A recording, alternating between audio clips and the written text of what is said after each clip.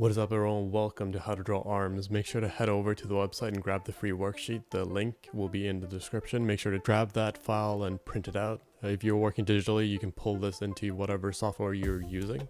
Starting on page 1, we are drawing cylinders, and this is the main building block of the arms. Learning how to draw the cylinder is the key skill that you're going to need for drawing the arms, because the difficulty in learning anatomy or learning how to draw anything in 3D is learning the base forms and how to place things in perspective. Learning how to draw these cylinders is what will allow you to simplify the arm down and make this entire process way easier. So this is the most important step. Make sure that you copy these examples, draw some of these in your sketchbook, and once you get this down, then move on to page number 2. But this is the most important step. If this feels really uncomfortable for you, if this is very difficult, make sure to take time to practice just cylinders before moving on. This is the most important step in the entire process, right? So get comfortable with this before you're moving on.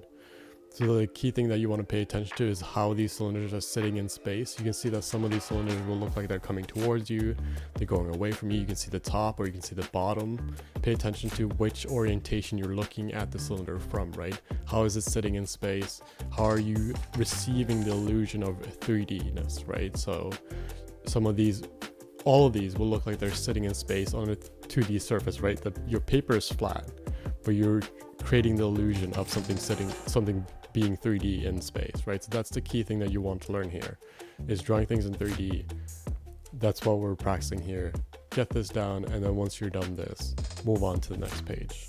On page 2, we're drawing in spheres on each end of the cylinder. So we're drawing the cylinders again, but this time we're adding in these spheres, and these will become the joints of the arm, right? So we're practicing this portion together so that once we add in the last cylinder of the arm, everything will be easier, right? So we're taking things one step at a time so you can get comfortable with each stage, right? So copy from these examples. Don't be shy about using an eraser, right? Making mistakes is part of the learning process.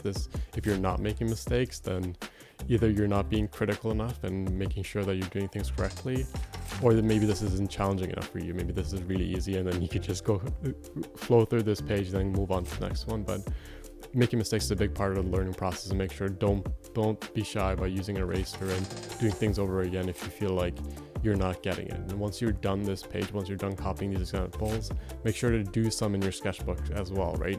The more you practice in your sketchbook, the easier it will be to retain the information that you're learning. If you just copy from direct references like these, then it might be difficult for you to draw from imagination later on. So do this page, do some of these in your sketchbook, and then move on to the next page once you're done.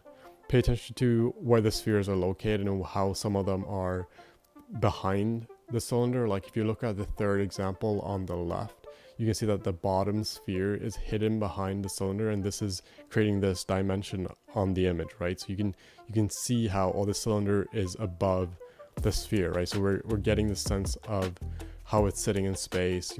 You're understanding the perspective, which is what's important when doing this page. So that's what we're practicing through these pages, is how things are sitting in space. That's kind of the main skill we're learning when drawing. Proportion and everything is important too, but just understanding how these basic forms are sitting in space is the entire challenge, the biggest challenge of learning how to draw. So take your time with this. Don't be shy about using an eraser. And once you've done this, move on to the next page.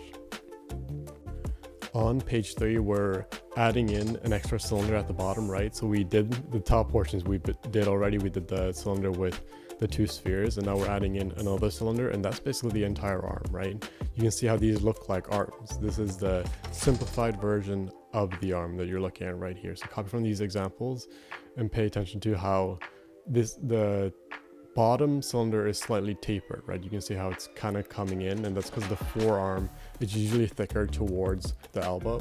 So what we're drawing here isn't just simplified forms. This is the simplified arm. So you can see how the top sphere is where the shoulder joint is. Then you have the arm where the bicep and tricep would be. Then the elbow joint is the second sphere. And then the last cylinder is the forearm, right? So this is what we've simplified down to. So once you've done this page, I recommend drawing some arms that are simplified like this. You can use photo reference and simplify that down, because that's also very useful to do. one thing you want to note is the bottom right example, the last example on this page. You can see how that forearm is foreshortened. It's kind of coming towards us, so we're not seeing the full length of it, right? So it looks really short. And this is a skill that you're going to have to learn, how to draw foreshortened arms, because it's very common for an arm to come towards you, and the appearance of the arm will appear shorter because we're not seeing the length of it, right? Like if you point a finger directly at your eyes, what you will notice is that the entire length of it just disappears from the visual field, right? You're not seeing it from the side, so it looks really short. And this is a challenging skill to learn, but learning it simplified like this in the bottom right example is a good way to kind of grasp how to draw these things. So come from the examples, draw some of these in your sketchbook, use photo reference, right? If you pull up some photos from Google Images or Pinterest and just simplify the arm down, right? Like look up photos of athletes or models or whatever you want to use, and then just look at the arm and see how you can draw these simple forms in instead of drawing the actual anatomy. Once you're done that, move on to the last page. On the last page, we're drawing in the simplified anatomy, right? So I have the muscles here. You can see the shoulder muscles at the top, the bicep, and then the forearm muscles. This is very simplified. This isn't like a detailed anatomy study. This is very, very simplified. I just want you to see how these basic shapes overlap each other and how they fit together. So copy from these examples, use an eraser if you need to. And then once you're done this page, I recommend doing a bit of detailed anatomy study if you're interested in that. You don't have to, like this really depends on how realistic you want to go, right? If you're not interested in drawing realistic muscles, if you're doing like a lot more animation, these type of simplified things, then the last page is more useful to you because it's simplified. You can draw in these mannequin shapes and then you could just draw the figure right over top. But if you are interested in anatomy, I do recommend taking some time learning the muscles. Don't get too caught up in just studying anatomy. Make sure that you're actually drawing things that you enjoy on top of that, right? Don't spend your entire drawing time just studying when you can also have a little bit of fun with it. But this is a simplified version, right? So I drew these from photo references and just drew in the muscles and got the basic shapes down. So once you're done this, that's it for this tutorial. If this was useful to you, I have more tutorials over on the website. You can also find some videos on this channel. I have a bunch of free worksheets that you can check out.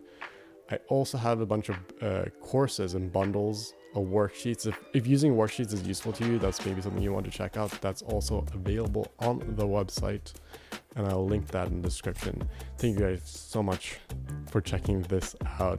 And if you like this, consider joining the mailing list over on the website, because that's a great way to stay in touch, and I'll update you on projects that I'm working on and everything else, new tutorials and whatnot. So you can check that out if you're interested. Thank you so much for checking this out. See you guys in the next one.